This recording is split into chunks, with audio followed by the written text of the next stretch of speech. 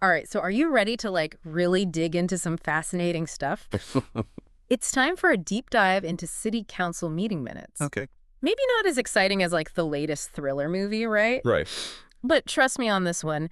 These documents from the Bainbridge Island City Council, specifically March 12th and 26th, both their regular A&D executive sessions are like gold mines of info. We just gotta unlock the good stuff.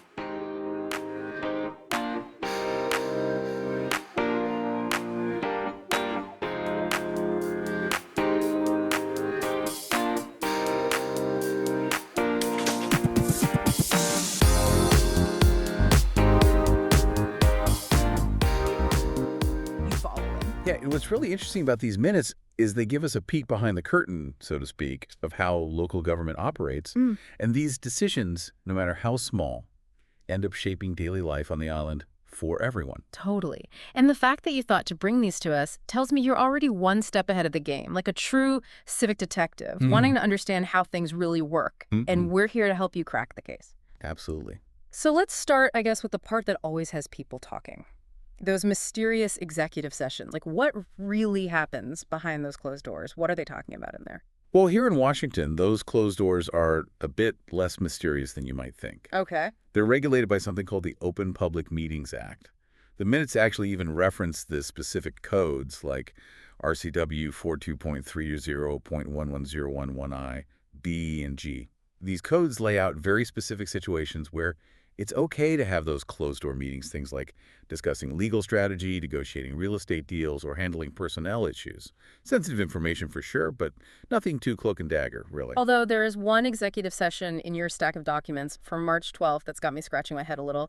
It says it lasted just 2 minutes. 2 minutes? That's barely enough time to say hello, let alone hash out some complicated city business. It does make you wonder what could possibly be resolved so quickly. Yeah, it really makes you think, doesn't it? Like, even in these very formal settings, Mhm. with all these rules and procedures, things can happen fast. Decisions are made, and sometimes we're left trying to put the pieces together with limited information. But let's be honest for a sec. The really interesting stuff, the real nitty-gritty, happens in the regular city council meetings. Right, where it's all out in the open. Exactly. Anyone can listen in. And looking at these minutes, honestly, I'm a little blown away by the sheer amount of stuff they cover. I mean, we've got everything from the super mundane stuff, like approving minutes and paying bills. The bread and butter. Yeah, exactly. But then it dives into some pretty fascinating discussions, too, like groundwater management. Which, yeah, for an island community like Bainbridge, that's a pretty big deal. We're talking about potential saltwater intrusion into the freshwater. Hmm. It's about finding that balance, for the island to thrive long term. You see, this is what I'm talking about. We start with something that seems kind of boring, like, oh, groundwater management, and all of a sudden we're talking about the future of the island. And everyone on it, it's connected to everything. Absolutely. And speaking of things that impact everyone's lives on the island, can we talk about the infrastructure and development plans? Sure. Because, wow, there's a lot to unpack here. Road repairs, bulkhead improvements, even a whole wastewater treatment plant upgrade. It's all about priorities. And these projects really highlight the focus on keeping Bainbridge Island running smoothly, Sure. the nuts and bolts that residents rely on every single day. For sure. And this might seem like a small detail, but I noticed the City Hall renovation project hit a snag. Bids got rejected. If I'm remembering my construction lingo right, that probably means something went wrong with the budget or finding the right contractor. It happens more often than you might think. Material costs can be unpredictable. Sometimes contractors run into unexpected issues on site. And yeah, those initial bids don't always reflect the true cost. It's a lot to manage. Totally. And that makes me wonder, what does that mean for the project timeline, the overall cost? That's got to be on people's minds. After all, time is money, as they say, and with those big construction projects, delays can get really expensive. That's exactly right. There's one little detail about the bids. It could end up impacting the budget in a big way down the line. It'll be interesting to see how they handle it in the next few meetings. Yeah, definitely something to keep an eye on. Let's switch gears a bit now and talk about another theme that really stood out to me. Environmental stewardship. Always a hot topic, but even more so on an island, right? For sure. For an island community like yours, The environment is everything. It's a huge part of the identity here. Right. And it's not just talk either. Of Yeah. course, there are always the proclamations, recognizing things like Brain Injury Awareness Month or Heritage Tree Month. Yeah, important for raising awareness, for Yeah. sure. Shows the values that the council wants to promote. Exactly. But then you get into the actual action items, like that discussion on March 26th about the Reclaimed Water Project. Right. Now, that to me is super interesting. It shows they're thinking ahead, looking at water conservation, which is always a concern on an island. It's about sustainability, thinking long term. Totally. And then there was an update on the Wick Off property cleanup. Oh, right. Yes.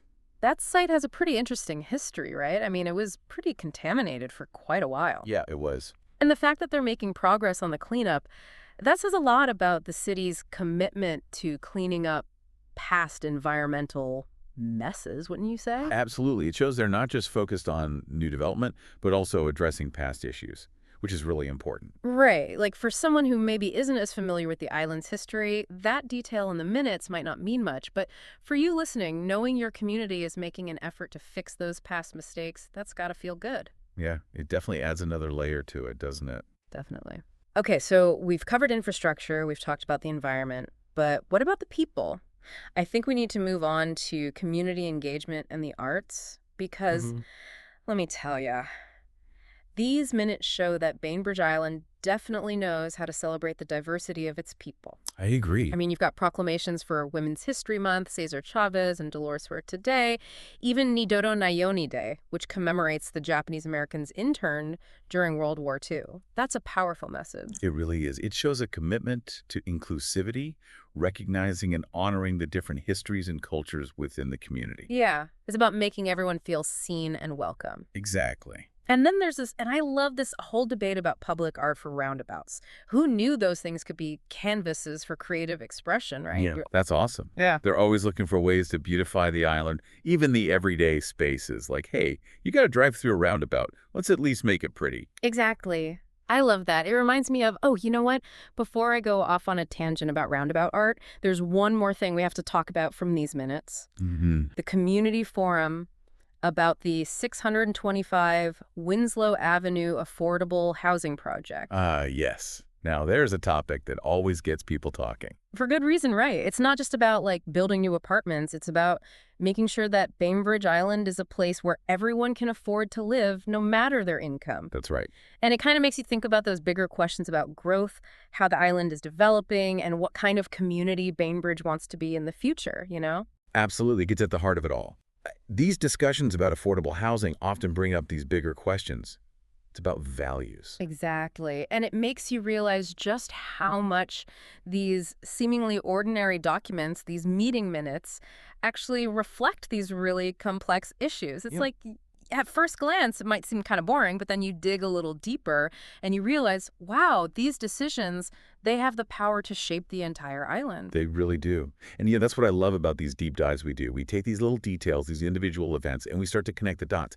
And as we do that, a much bigger, much more interesting picture starts to emerge. Just like solving a puzzle, right? Exactly. So as we start to wrap up here, I'm curious, for you, what are the biggest takeaways from these meeting minutes? Like, what were the aha moments for you? The things that made you say, okay, wait, I need to pay attention to this. You know, one thing that really struck me was that tension between ambition and practicality. You see it with those big infrastructure projects, the goal of better roads, those upgraded facilities, all that. But then there's the reality. Budget limitations, potential delays, like with that city hall renovation we talked about. It's a tough balancing act. Totally. It's like they want to do so much good, but there are always going to be limitations, right? Exactly. And then on top of those challenges, you layer in those discussions about the environment, about affordable housing, about community engagement. It becomes pretty clear. The city council has to juggle a lot of different priorities. And make some tough choices along the way. That's the reality of governing.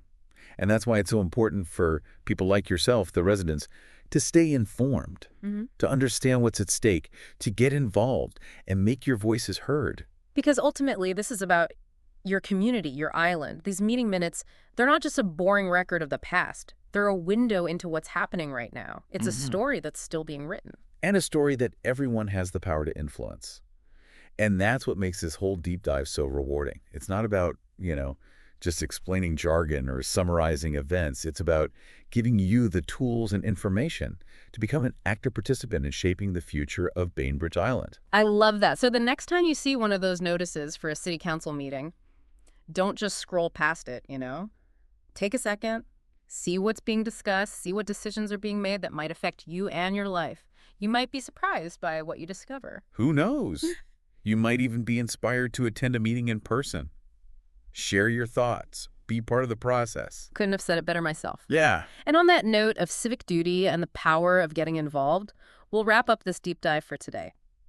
Remember, even something as seemingly dry as city council meeting minutes can spark some pretty interesting conversations. Gotcha. So until next time, stay curious, stay engaged, and keep asking those important questions.